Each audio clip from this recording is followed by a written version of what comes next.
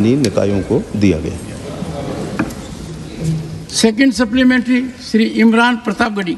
धन्यवाद सभापति महोदय।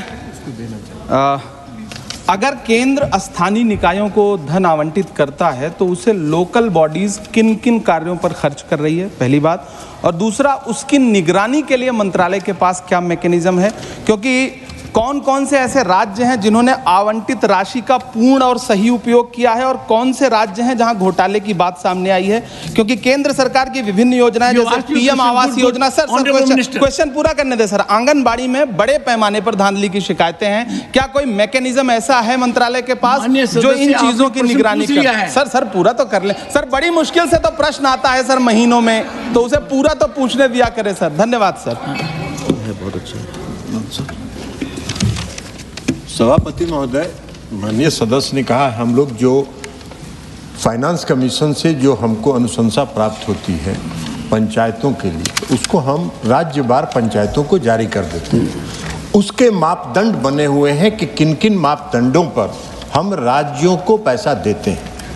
उसके अलावा जो हम सीधे जो लोकल बॉडीज हैं उनको सीधे पैसा ट्रांसफर करते हैं, उनके लिए भी मापदंड बना हुआ है कि जिन जिन राज्यों में पैसे का खर्च किन किन आधार पर होना है, वो अगर राज्य नहीं करते हैं तो फिर अगली किस्त हम उनको जारी नहीं करते हैं। उसके सारे गाइडलाइंस उपलब्ध हैं।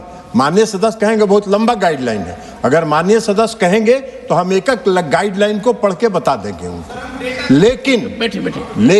लेकिन सभापति महोदय, सबसे बड़ी बात यह है कि जो हमारा नरेंद्र मोदी जी की सरकार जो है, उसने फाइनेंस कमीशन के रिकमेंडेशन को प्रति वर्ष बढ़ाने का काम किया, इसलिए कि मोदी जी की सरकार का यह संकल्प है कि जब तक गांव का विकास नहीं होगा तब तक देश का विकास नहीं होगा।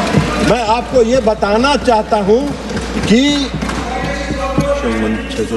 54 रुपए से बढ़ के मोदी जी के शासनकाल में इस बार प्रति व्यक्ति 674 रुपए हम प्रति व्यक्ति पंचायतों को आवंटित कर रहे हैं। ये हमारी उपलब्धता है और इसके आधार पर हम काम करते हैं।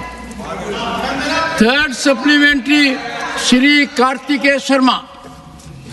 Honorable Chairman, sir, I would like to thank the government for releasing more than 6,000 crores for rural local bodies in Haryana. But my question is, I would like to ask the Honorable Minister whether there is any flexibility in use and dovetailing of different funds is allowed to RLBs to achieve higher efficiency and utilization percentage. Honorable Minister. कोई ऐसा